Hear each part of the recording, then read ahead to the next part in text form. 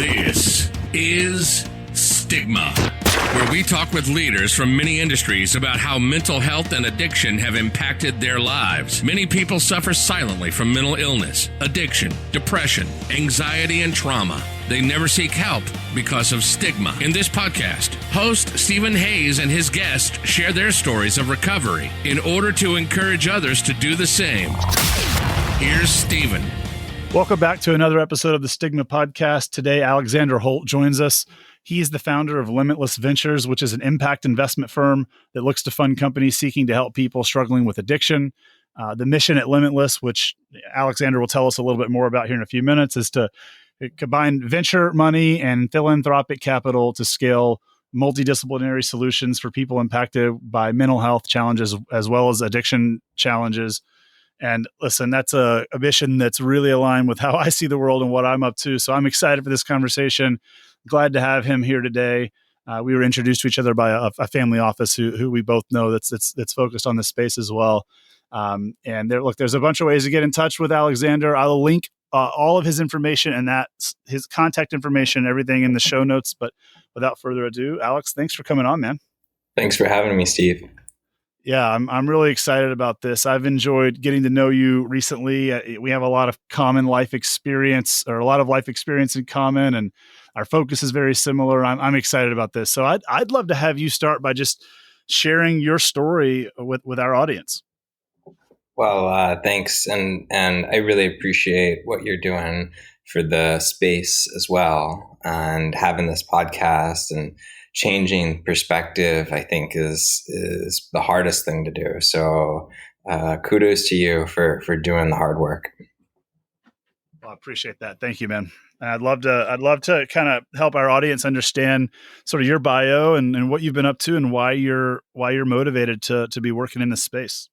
Sure. Well, it's a personal mission as well as a professional mission. And I started from this life in a really great family, one that loves me, and we had family reunions every year. I started in a great school system, got into a magnet program for engineering, and then went off to college to study chemical engineering in Philadelphia. And I had all of the opportunities, right? All of the support structures, but addiction wears a tie. And when I have kind of the successful big shoes to fill, if you will, it started in a variety of ways. And kind of in the beginning, I was going to a Montessori education-based elementary school, and I was always having difficulty socially and never quite fit in. I'm not sure if you can relate to that, but it was the clothes didn't fit right, the circles weren't quite right. I didn't know the things to say, and then little by slowly, I got identified as someone with attention deficit disorder and ADHD, and I was always looking out the window, always curious about something else, and I could never get my attention focused. And while Montessori school was the best school for that as a youngster, I really needed some more behavioral support. So we found another school which focused on that. And at that time, the sixth grade kind of anger started coming up. And I got into a fight like at least once a week. And, that's the time that any, guys are just, doing the guy thing. And my parents had divorced, and I was angry that my dad wasn't around. I didn't have that, elder maternal figure or paternal figure who later became my grandfather. And it just, it's difficult to try and navigate this life alone, right? And so it's funny, years later, my mother was with a psychiatrist, and she got this recording that I found, and they said, he's not into drugs yet. A little foreshadowing there. Wow. But that's little by slowly spiraled into this. How do I fit in? And I moved to my local high school, where I had a class of 17 guys that were in my core engineering program, and my middle school was only 17 guys. And that was super helpful because it gave me structure. I don't know about you, but my day goes much better when I have structure and commitments. But being in a bigger pond, so to speak, I was in a school of 1,200 kids. I started really wanting to try and figure out this social thing. And when I was in high school, I realized that the key to social superiority was the person who brought the life to the party. And that was, at the time, alcohol. And I started getting large amounts of alcohol at like 14, 15, and going to parties with them and thinking it was really cool. That sort of behavior slowly turned into drugs or marijuana, and slowly turned into mushrooms and then cocaine. And little by slowly, it ended up being this form of God that came to me through the boys in blue. And I was blessed, right? I was blessed, and can share more of that story in a little bit, because it's the thing that gave me the experience to start the venture firm that is today focused on the continuum of care for getting people sober and helping them stay that way. What was your process like for getting sober? I mean, I know you mentioned, kind of like all of us that are living in recovery, you mentioned you had some struggles that were a result of the things that you'd been doing. When did recovery kind of take hold for you, and how? I like to share the story that on day 45 of being in rehab, I went to an organization called Cairn in Western Pennsylvania, an excellent, only Ivy League education I was going to get. And I went directly from there. I guess I should start with the basics, right? The basics in the 12-step program I go to is that I got sober August 18th, 2011. I have a sponsor who has a sponsor, and I have sponsees who have sponsees. And I'm blessed to have had the opportunity to recover from the seemingly hopeless state of mind and body.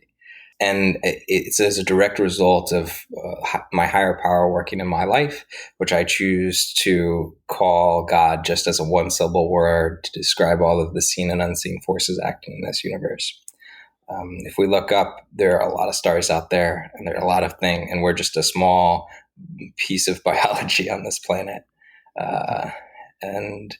So it's very humbling. Whenever I need to be humbled, I just look up into the night sky. And so I was humbled again when this counselor asked me on day 45, maybe day 46 of this sobriety journey. And he said, describe to me a moment in your story where you were powerless over alcohol, because at the time my life was clearly unmanageable in that I had 5 to 10 years of prison sentence pending in New Jersey, 1 to 3 in Maryland. I'd been kicked out of school 3 times. I had 8 car crashes. I had 3 interventions, and you know what I mean. It's like the list goes on, and it's amazing what we can put our bodies through. And for me, this story of how I was powerless over alcohol really threw me for a twist, and I wrote a sentence down that said, I was powerless over alcohol when I could no longer control how much I was drinking. And the counselor said, it's not a story. And I wrote another paragraph and came back the next day and gave it to him. I said, not good enough, try again. And so I really thought through my life story, and I realized there was this moment when I was in Maryland. I had just finished a sailboat race in St. Michael's with my then girlfriend. And we had, if you're a sailor, you're drinking on the job. And I was supposed to be the kind of weight in these boats as we get into what's called the heel position, which is when the boat is riding on the side. And you run up on these big planks, like they're big railroad ties, 16 feet long, 8 by 8. And you hang out on the side of them. They're called log canoes. And these boats are super fun, and you're flying through the wind. I mean, God is in the air. The mist is flying in your face. The wind is beautiful. The sun is out, and everything just feels fantastic. And of course, you're drinking, 3 beers every ride. And 5 days of that, you start getting a little surly, and we won the race. We won the regatta, and we celebrated that the place where they play football in the what's that movie with Vince Vaughn and they play Wedding Crashers. Yeah, Wedding Crashers at the like senator's house, right? Right. Okay, so the party's there. No way. And we're dressed. I'm like in Caddyshack pants and a blazer. She's in a black cocktail dress, and we go out to after the party to go to Rita's Water Ice, and we stop to get sake because that's what alcoholics do. And we cause disruption at this Rita's Water Ice. She was asking for sprinkles, didn't have sprinkles. Anyways, I'm busy snorting Adderall off over the bench on the side, and I go. We go to leave. She comes over to me. She's like, "We got to go." And the police were called. Of course, we're the only two in this sort of attire in Talbot County, Maryland, which is like the boondocks, right? Like this is not like a sidewalk in New York City. And the cops come up and they say, "Sir, please sit down." The call was about her. She's underage, I'm overage, and I've got these pending felonies in New Jersey. So clearly I'm the bad guy when I get up off the curb, and I couldn't control my ability to just sit there. And it seems almost benign. Like I was not in trouble at this moment. She was in trouble, but I was not. I didn't need to get up off that curb. And I thought I would help him calm her down. But what happened was that I blacked out, and backup showed up as I was approaching. And I found myself in jail the next time I came to. And we're yelling at each other about whose cocaine is in that purse. And I looked back at that moment, and I was powerless over my behavior, and I could no longer control what happened to me when I was drinking and drugging. It's like not every time did I get in trouble when I was drinking and drugging, but every time I was drinking and drugging, every time I was in trouble, I was definitely drinking and drugging. That's sort of a realization I had to make in rehab, which was that, I remember the first couple of days thinking, oh, I've demonstrated the ability to keep my life manageable, and I'm in control. Like I don't always get kicked out of a country club when I drink. I don't always get arrested. I don't always that's all that stuff only happens every once in a while. Like it's my life's manageable. Like that's alcoholism right there. Right. Like where did you go to college? West Point. Right. I was at Drexel University. I'm like, alcoholics don't live at Drexel University. Yeah. I would always say well, how did I make it through 4 years at West Point? Obviously I'm fine. Right. Obviously. I mean, it's just interesting the lies that we tell ourselves to make things okay. For sure. So for you in recovery, are you an AA guy, or do you have another program you're on? What do you do to maintain your recovery post rehab? Totally. I don't speak for Alcoholics Anonymous, but I definitely am a member. And because AA's is fully self-supporting. They do not support or oppose any causes. And the beauty behind AA for me is that it's almost 85 years old this June. It's across 140 countries and 160 languages. Even non-written. Last year, the big book was translated into the language of the Navajo, which is just a verbal language. So for me, it's a huge community. I think there are a total of 40 million people in recovery. And the principles behind this organization getting out of rehab at day 88, November 11th, 2011, at 11/11, whatever you want to call that, numerology, luck, anything else. I was picked up by the community.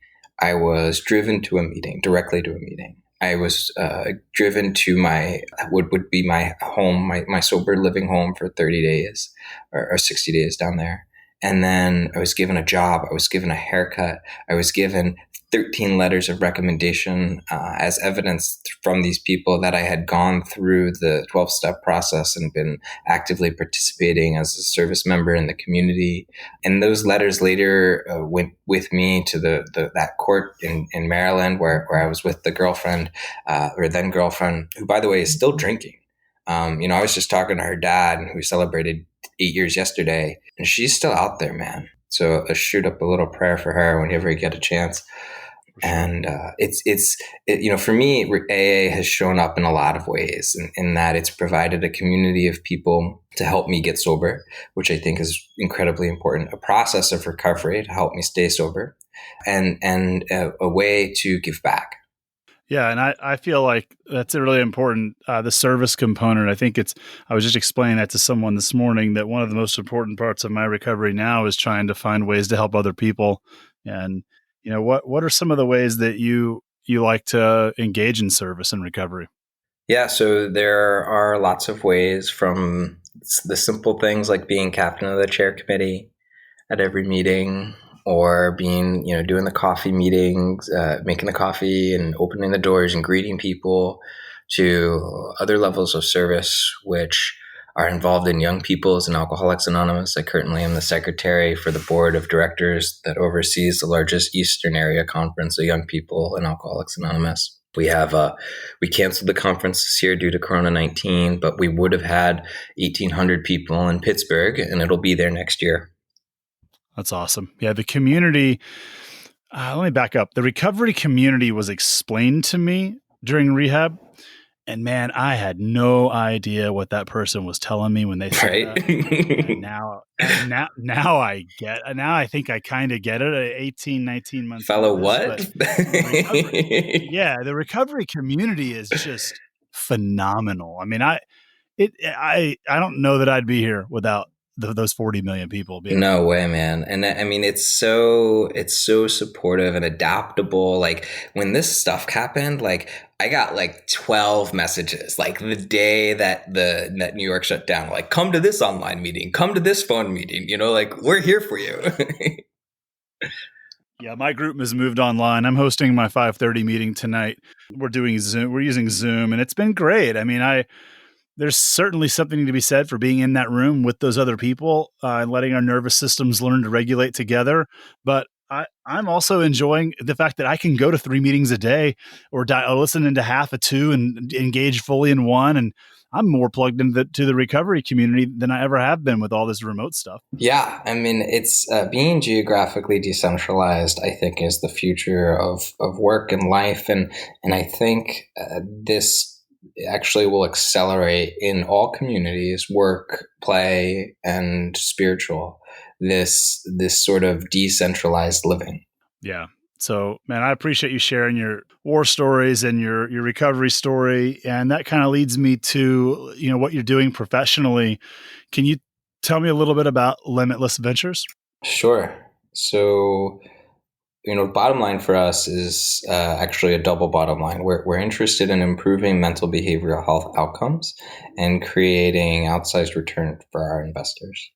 And so where are you with the fund? I mean, have you raised money and you're out deploying, or are you raising right now? Like, what's sort of the status of Limitless? Sure. So we're in the process of raising a family of funds, 5 to focus on the continuum of care. And they are prevention, life sciences, because you got to build solutions that respond to the needs of the customers.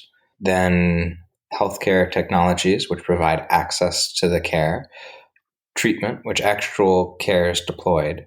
And then once you're well, we want to keep you well, and that's long-term recovery. So we've currently functioned as an independent sponsor, doing deals on a deal-by-deal basis as we build special purpose vehicles with optionality to fold into each of these 5 sub-funds. And our goal is to get to $3.5 billion over the next 3 to 5 years as we support companies in the middle market and are growing, are exponential in some cases, or are buy and hold in other cases. What's unique about us is that we're not just focus thematically on mental behavioral health like any other venture firm is, or as you know, you have to pick a thesis and an area to focus on. But instead of organizing on one aspect of the cap table, Series A or early stage or late stage, what I've said to my LPs and my team is that we need to follow the customer as they move through their life cycle. We need to help them realize they have a problem. We need to help them get access to the care that they need. And once they're well, we want to keep them well. And that's going to change. And so some of the principles we've laid down are around self-eliminating medicine, about autopropagation, about allowing people to be self-sovereign, about getting the capital structure to be supported by philanthropies, because these organizations really care about the customer. And so for every dollar we have invested, we actually ask 40% of it to be invested by an ROI investor or a high net worth individual or family office, and 60% of it to be invested by a foundation. And so how does that work when it comes time for, monetization, like an exit or something happens with the company? I mean, who gets what? So the distributions are organized in a couple of ways. One of them is, well, first off, it's important to know that foundations that can write what are called program-related investments. And this is, I think it's 1958 or 68 IRS tax code. And the Rockefellers went to the IRS and said, hey, look, you're making us give all this money away, which is 5% every year. And we want a way to invest it a little bit more responsibly. And the IRS said, let's think about it. And we'll give you a bunch of rules. And those rules, in short, are it has to be mission related. You can't sit on both sides of the transactions, and it can't be for politics. And that it can't be for economic gain. But you can function like a bank and get the money back for some sort of de minimis interest rate. And that means that in my cap table, these foundations who write program-related investments are writing me a loan, and I'm paying that loan back at like 1, 2, or 3% interest in like a balloon payment in 10 years. And they also take the first loss tranche if in the event that we don't return the money. So we create a credit back guarantee to our investor through these program-related investments. And we also give the ROI investor a 2x liquidation preference and then an 8% coupon. And after that, there's a standard GP catch-up clause. The GP, the ROI investor, will split the profits 60-40 in favor of the GP, with the caveat that the GP has to create a trust to focus on this mission. And so effectively what that does is we have a third, and a third, and 1/3 to the LPs, 1/3 into the GP, and 1/3 to the mission, which is improving or really helping people heal people.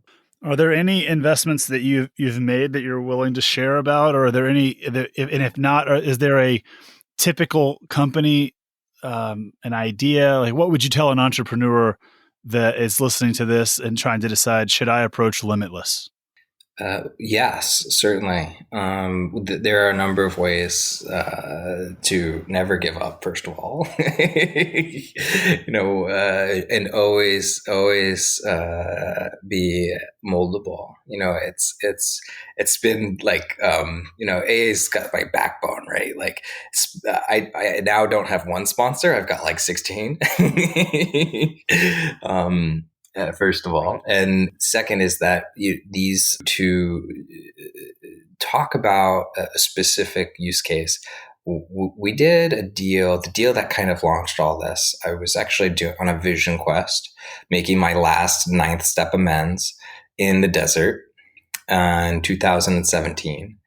And I'd previously been working as an engineer for a 3D printing company, and I'd gone out on my own, and that went the wrong direction. And so I was kind of asking a bunch of life purpose questions, 6 years sober, when I got a call from my spiritual advisor, and he said, Alex, I found something we should investigate. And I said, and I'm like, look, I'm in the desert, right? Like, you don't get phone service. So I was like, I better answer this. And so I answered Rogan, and he said, we got to get involved with this bridge thingy. And this bridge thingy was this non-narcotic, non-invasive neuromodulation acupuncture device, which stimulates both the vagus nerve and the amygdala to help reduce up to 88% of withdrawal symptoms within the first hour. In other words, you don't have to take Suboxone, you don't have to take methadone, you don't have to take any other opioids anymore, but we can get you sober. And it takes 5 days. It goes on your ear. My friends tell me it works in 5 minutes. The clinical data is self-supporting. They've got 30,000 units in the field. And 18 months later, this company has gone profitable, added a second indication, and they're well on their way to helping a lot of people. That's incredible, man. That's really cool. That will help a lot of people.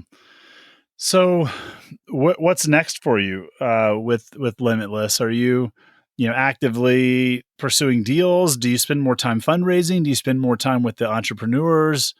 What's a day-to-day like for you? Oh God. Well, it's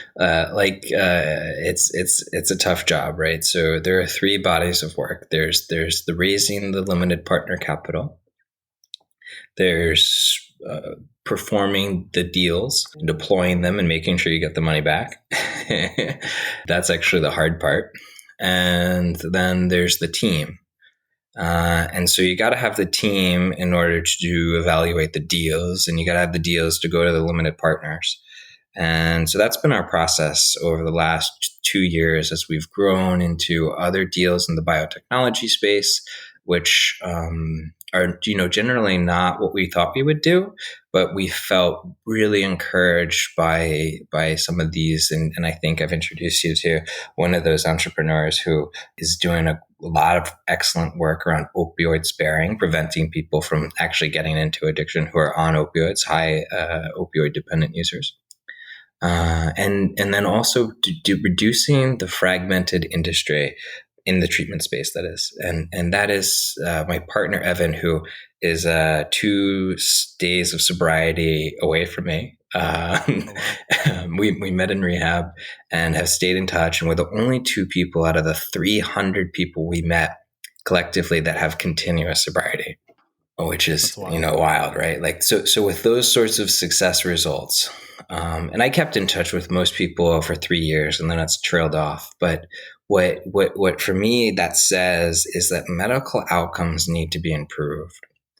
And not only is the industry fragmented in the treatment space, but we can help there's a reason why pilots, lawyers, and doctors have 80% success rates.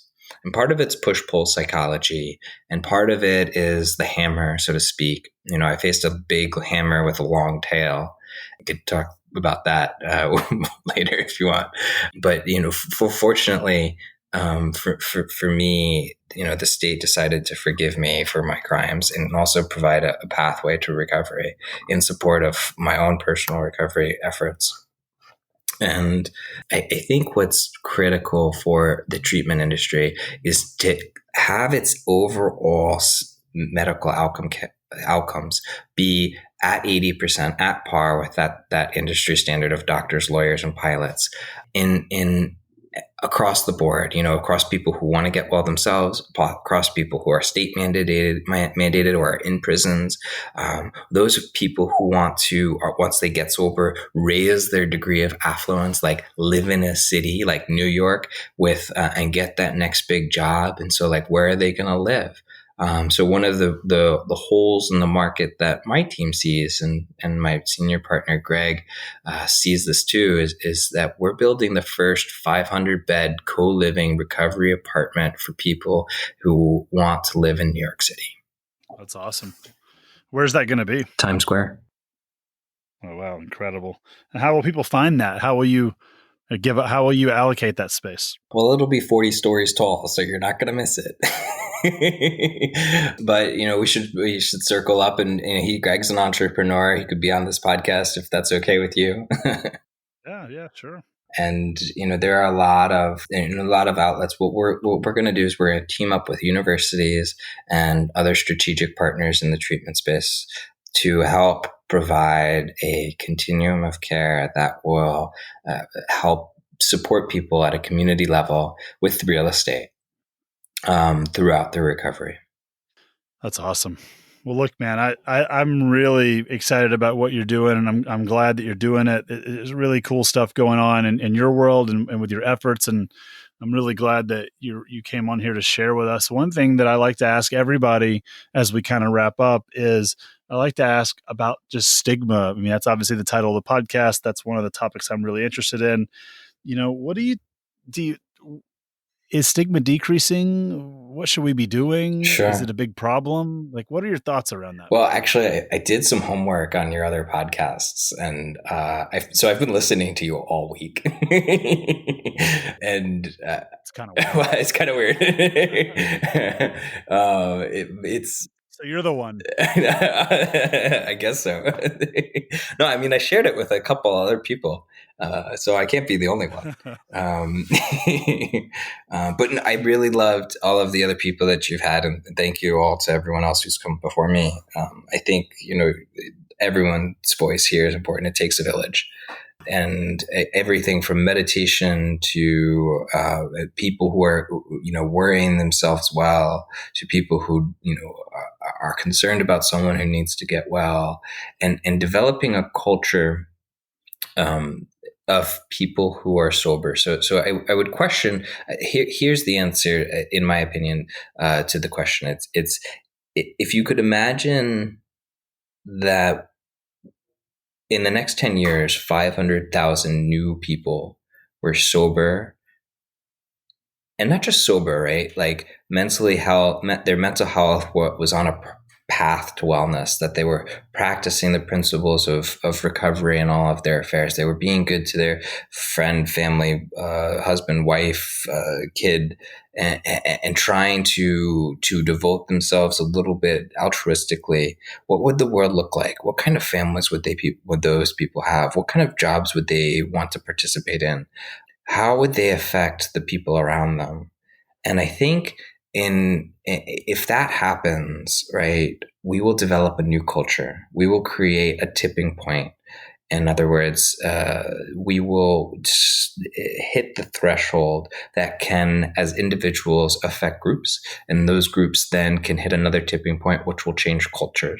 And as that culture changes, we become a model for people to change their perspective. And those stories, we begin by sharing stories around the campfire. And through story, we help people see a different perspective. And so I think this, what we're doing right now, more of this and more success stories will kind of breed more success and more momentum. And that will help other people say, hey, maybe I want that too. Kind of attraction rather than promotion, if you will. I love it. So how can people get involved and do something like what you're doing, or how can people get involved in helping to reduce stigma broadly that may be listening to this from wherever? Sure. I think, just standing up for what they feel is right in their heart and helping the next person in whatever way they can with respect to mental health and listening. I was listening to Krishna Das last night because for me, the Vedic practice is very important of mantra and meditation. And he said, and he has his own story about this. And he says, it's all about being at ease of heart. It's like, that's great advice. How do you do that? Sounds easy, right? And he talked about, smoking crack last night. And he's like, when I went to India, I was saved by my guru. And he's like, just don't do it. Whatever you do, don't do it. And I'm totally a part of the no matter what club, right? Like whatever I do, I just don't do that.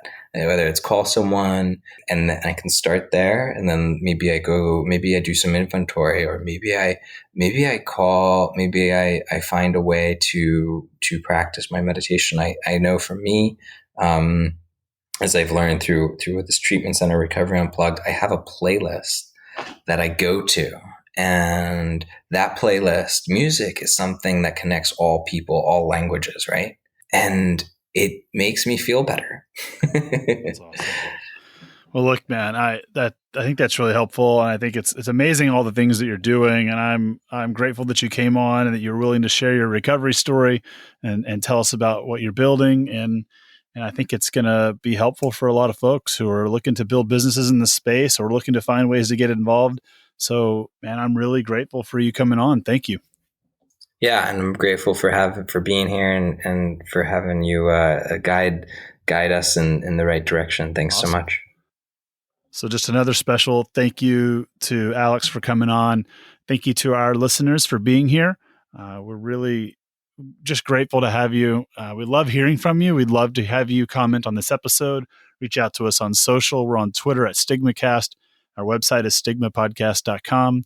If you like what we're doing, it would really help us out if you give us a like or a follow or a review on one of whatever podcast platform you prefer. And until next time, thank you for being here.